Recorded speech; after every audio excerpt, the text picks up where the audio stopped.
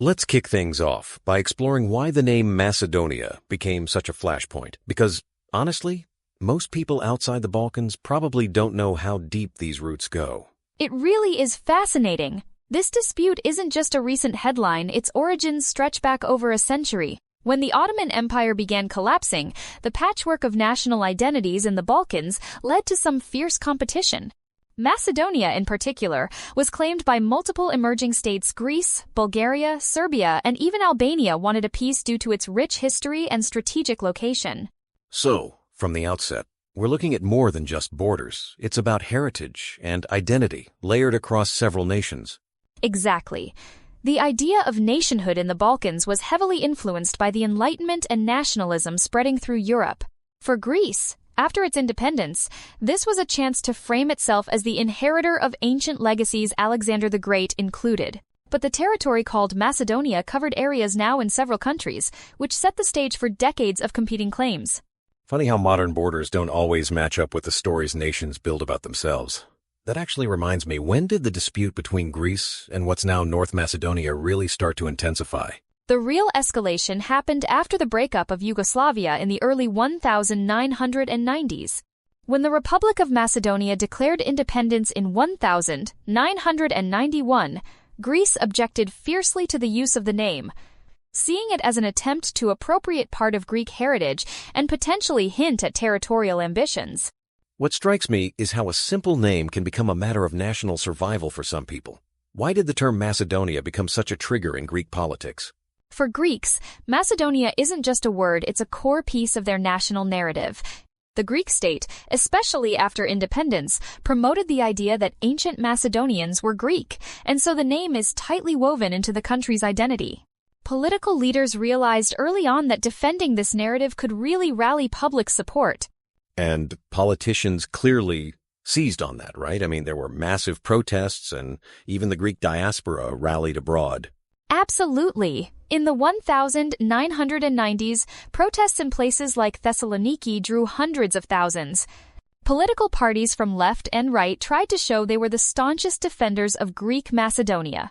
Populist tactics like framing the dispute as us versus them became a mainstay, drawing a stark line between real Greeks and anyone who threatened this identity. I've had something like that happen too, where a debate over symbols just takes on a life of its own.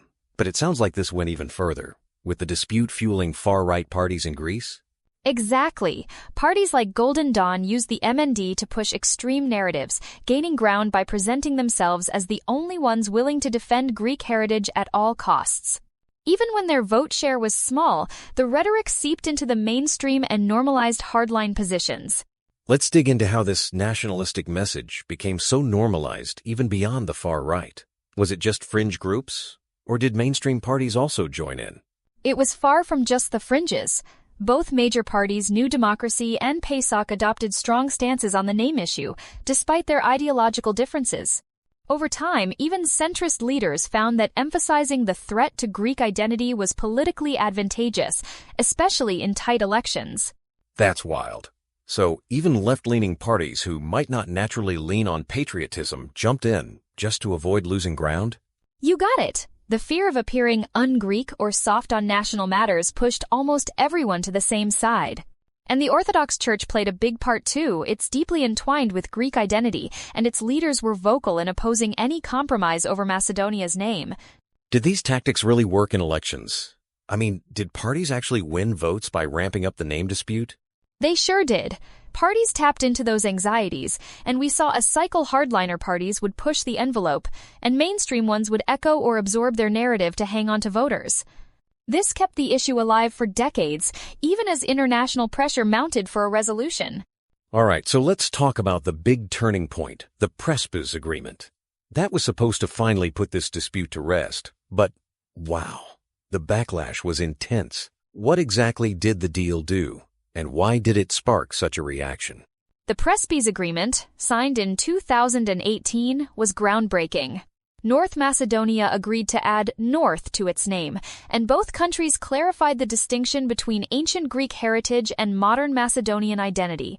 But for many in Greece, just allowing the word Macedonia was unacceptable. They saw it as a betrayal, no matter the diplomatic gains.